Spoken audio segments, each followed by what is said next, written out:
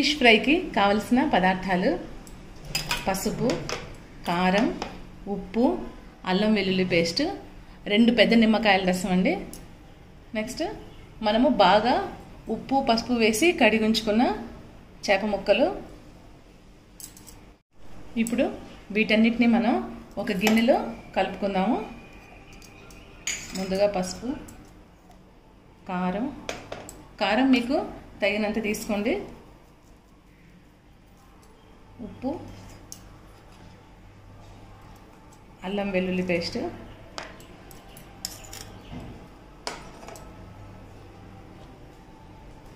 నిమ్మరసం. ముందుగా దీన్ని మనం బాగా కలుపుకుందాం. తర్వాత ఇవి చేప ముక్కలు పట్టిద్దాము.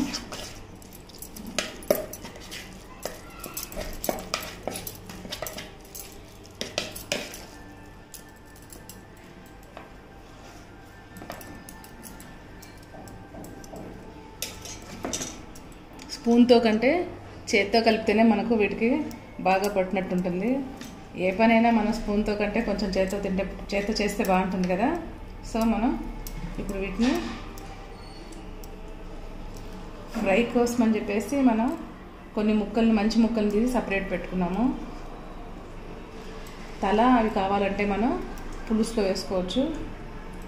ఇప్పుడు ఇలా ఈ ముక్కల్ని మనం ఫ్రైకి వాడుకుందాం.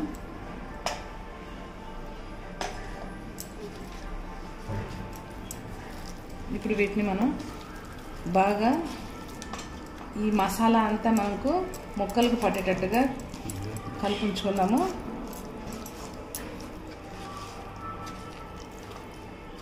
కలిపేటప్పుడు జాగ్రత్త అండి, మళ్ళీ ముక్క విరిగిపోకుండా చూసుకోండి.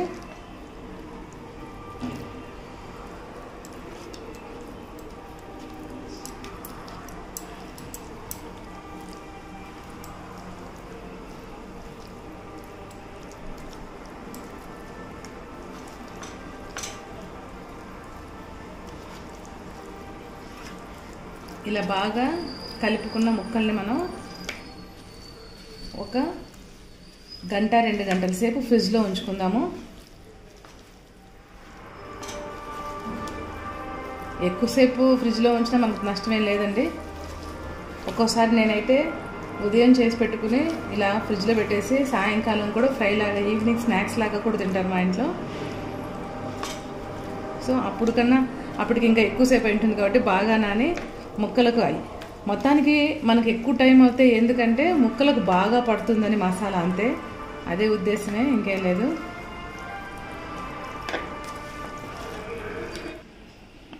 ఇలా బాగా కలిపించుకున్న మసాలా పట్టించినటువంటి ముక్కలు మనం ఫ్రిడ్జ్లో పెట్టుకుంటాము.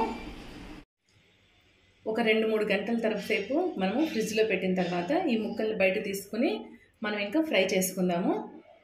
దీనికోసం స్టవ్ మీద పెనం పెట్టి ఇట్లా నూనె వేసుకుని కొంచెం వేడయ్యాక ఇప్పుడు మనము ఈ ముక్కల్ని డైరెక్ట్గా వేయట్లేదండి. ఇలా నేను వేప ముక్కలకు కోటింగ్ కోసము ఇక్కడ నేను బొంబాయి రవ్వ తీసుకున్నాను. వీటిని ఇలా ఈ బొంబాయి రవ్వలో ఇలా ముంచేసేసి వీటిని ఫ్రై చేస్తే మనకు ఆ చేప ముక్కలు పెనంకి అతుక్కోకుండా నీట్గా వస్తాయి.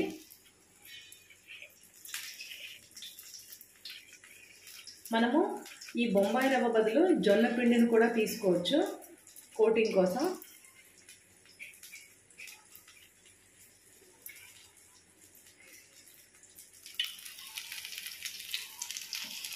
కొంచెం స్టవ్ను సిమ్లో పెట్టుకుని వేయించుకుందాము.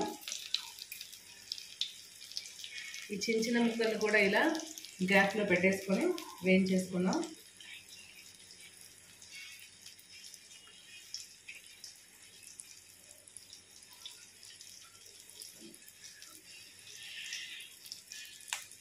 ఈ చేప ముక్కల్ని మనం ఈవినింగ్ స్నాక్స్ లాగా తినొచ్చు, బాగా టేస్టీగా అనిపిస్తాయి.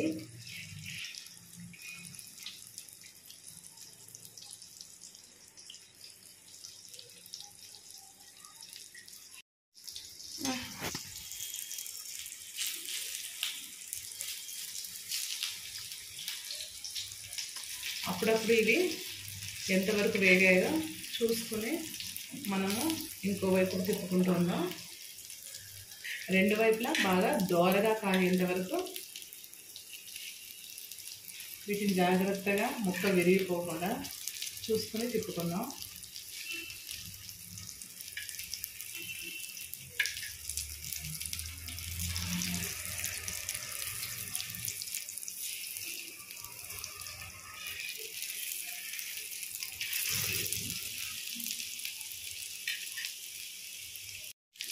హై ఫ్లేమ్లో కాకుండా మనం మీడియం ఫ్లేమ్లోనే పెట్టుకుని వీటిని ఫ్రై చేసుకుందాము. ఇలా రెండు వైపులా దోరగా వేగిపోయిన తర్వాత మన ఫిష్ ఫ్రై ఇంకా రెడీ అయిపోయిందండి. చూడండి, ఇక్కడ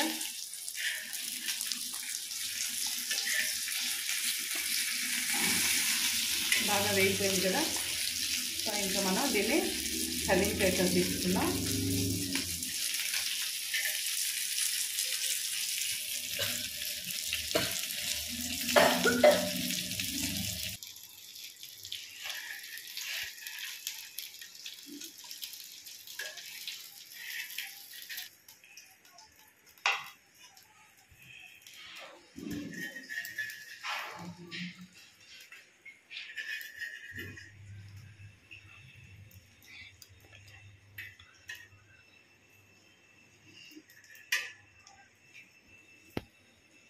వీటిని ఇంకా ఉల్లిపాయలతో నిమ్మకాయతో సర్వ్ చేసేయడమే. ఎంతో రుచికరమైన సింపుల్గా అయిపోయే మన ఫిష్ ఫ్రై రెడీ అయిపోయిందండి. మీరందరూ కూడా ఇంట్లో ట్రై చేస్తారు కదా. తప్పకుండా ఎలా ఉందో కామెంట్ బాక్స్లో మాత్రం పెట్టడం మర్చిపోకండి. Thank you.